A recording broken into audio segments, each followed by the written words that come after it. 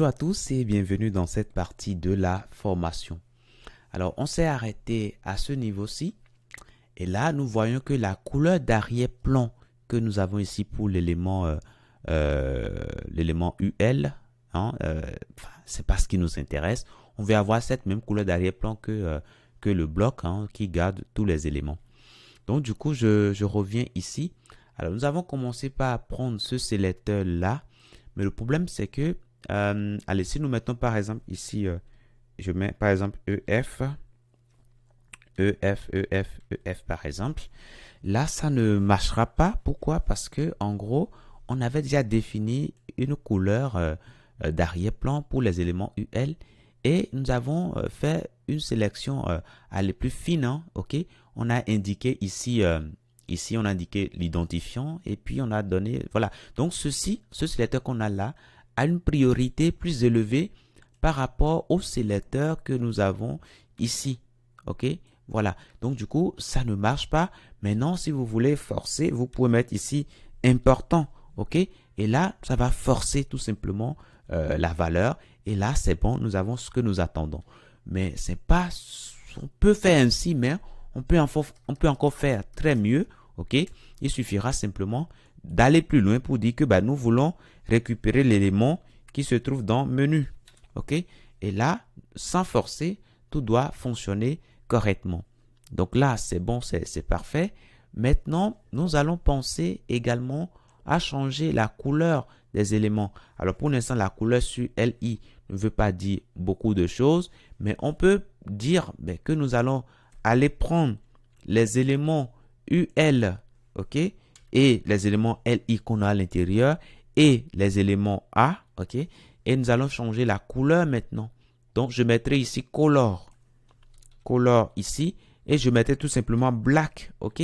Donc là, c'est bon. Si je reviens ici, vous voyez que je vois bien mes éléments LI. Alors, pour mieux les voir, permettez-moi, pour mieux voir les éléments LI, permettez-moi de définir une bordure là-dessus, hein. Comme ça, on va mieux voir pour mieux agir là-dessus. Donc, je mettrai ici, alors je mettrai un border de 1 pixel solide et puis black. Là, c'est bon. Quand je viens là, je vois mieux mes éléments. Sauf que je vois que ici, en hauteur, ici, on prend beaucoup d'espace, hein. Donc, je viens au niveau de mon élément A ici et je vais dire que la hauteur de ligne, donc line weight, attention. Alors, line weight, ici, je veux mettre, je vais mettre 0, ok, tout simplement. Comme ça, voilà, ça supprime les hauteurs de ligne qui jusque-là étaient inutiles, ok. Voilà. Maintenant, qu'est-ce qu'on va faire? Alors, si on vient sur un élément ici, un élément spécifique, il faut qu'on change la couleur d'arrière-plan, mais également la couleur du test, ok. Donc, du coup, qu'est-ce que je fais? Allez, je cible mes éléments LI. Je dirais que lorsque je détecte ici que le curseur de la souris est venu là-dessus, que en ce moment-là, je changerai la couleur d'arrière-plan background color qui sera désormais égal à EF, ok? Non, plutôt black, hein, plutôt black. Donc, je mettrai ici black.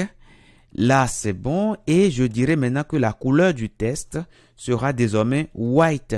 Voilà, tout simplement. Ok? Donc, quand je viens ici, je viens sur l'élément, vous voyez que voilà, la couleur d'arrière-plan change. Maintenant, la couleur de mon élément, c'est-à-dire de mon élément A également, je veux changer sa couleur. Ok? Donc, qu'est-ce que je vais faire ici? Je vais cibler mon élément A. Si vous voulez, je vais cibler mon élément A. Mais attention, attention. Alors, qu'est-ce qui se passe ici, là? Allez, je reprends, ok. Alors, ici, quand on vient sur l'élément, c'est bon. On change la couleur d'arrière-plan. Mais ici, la couleur ici ne veut pas dire grand-chose parce qu'à l'intérieur de l'élément I, il n'y a pas un élément test. Il n'y a pas de test, ok. Donc, nous allons dire que nous allons changer la couleur du test uniquement pour les éléments A que nous avons à l'intérieur. Donc, quand je reviens ici, par exemple, vous voyez, je vois que la couleur change bien. Ok. Maintenant, quand je viens sur l'élément A, je vais avoir plus ou moins les mêmes comportements. Ok. Donc, du coup, je reviens ici. Et ça, alors, je vais prendre l'élément A. Je prends ça. Voilà. Lorsqu'on va venir dessus, ben, sa couleur d'arrière-plan va changer. Donc, je mettrai ici over comme ça. Voilà. Sa couleur d'arrière-plan va changer. Maintenant, voilà, lorsqu'on vient dessus également, il faut que sa couleur change, la couleur du test. OK? Donc, ici, je mettrai ça également. OK? Donc, en venant ici, lorsqu'on vient sur un élément, voilà, tout se passe correctement. Donc là, c'est bon. L'idéal, c'est de mettre un peu d'espace entre nos colonnes. OK? Pour mettre cet espace-là, ben, on peut agir directement sur ici, hein, sur le sélecteur là, comme on peut directement agir ici. Rappelez-vous que nous avons désormais un framework. OK? On peut mettre ici gap 20 par exemple, et normalement, ça va espacer nos éléments. Et là, je trouve que c'est pas mal comme ça. OK? Alors, nous avons dit que nous n'allons pas laisser d'espace vide. Si vous voulez, on va enlever tout ça. Hein. OK? Si on enlève ça, qu'est-ce qui va se passer? Ben, en gros, il peut y avoir d'espace disponible ici. Bon, là, en soi, c'est pas mal, mais on peut dire qu'on va centrer notre élément. OK? Donc, pour centrer, grâce à notre framework, on peut utiliser ici Justify Content Center. Et là, ça va simplement centrer le contenu que nous avons à l'intérieur. Et là, c'est déjà pas mal comme ça. Alors, le gap, on peut mettre 30. Hein. Je ne sais pas si on a défini valeur pour 30. Je ne sais pas. Là, alors, on va actualiser ici. Et là, je pense qu'on n'avait pas défini valeur pour 30. On peut le faire rapidement. Hein. OK. CTRL F, gap. Et là, on regarde le dernier. Je pense que le dernier, c'était 25. Hein. C'était 25. Allez, on peut ajouter un gap supplémentaire. Et là, ben, on mettra simplement 30. Là également, on mettra 30 pixels. Et normalement, tout doit se passer correctement. Donc là, c'est bon. OK, là, c'est bon. Maintenant, alors pour nos éléments LI, je reviens ici sur mes éléments LI que j'ai quelque part ici. Hein. Voilà, sur ces éléments-là, je ne veux pas que les éléments soient gras. OK, donc font weight, je mettrai normal. Après ça, test transforme. Attention. Puisque pour l'instant, vous allez voir que tous les éléments sont en majuscule. Je ne veux pas de cette majuscule-là. Donc, test transforme, je mettrai capitalize. OK. Tout simplement. Et là, je trouve que c'est mieux comme ça. OK. Maintenant, les bordures, je peux enlever ces bordures-là. Hein, puisque je l'avais mis juste pour mieux voir mon contenu.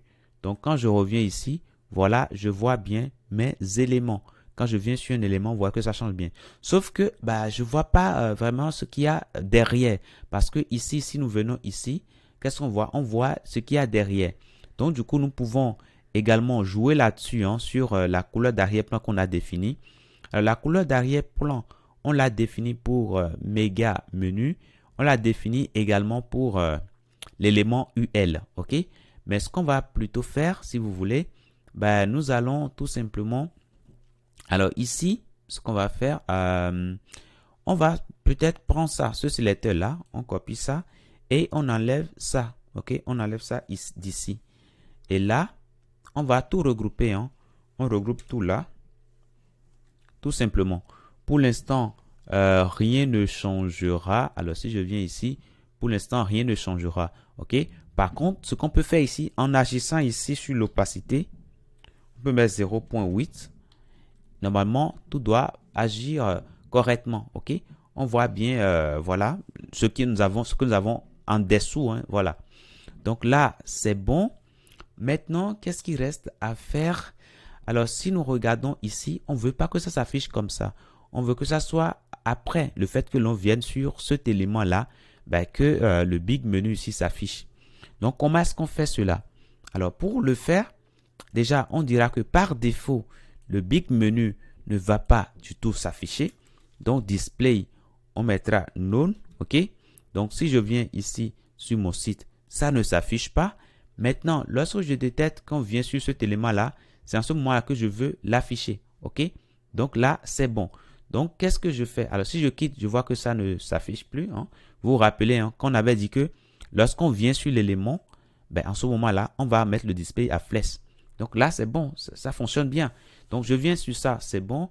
Je viens sur ça, je vois mon big menu, je peux venir sur mes éléments. Ok, je vais venir sur mes éléments.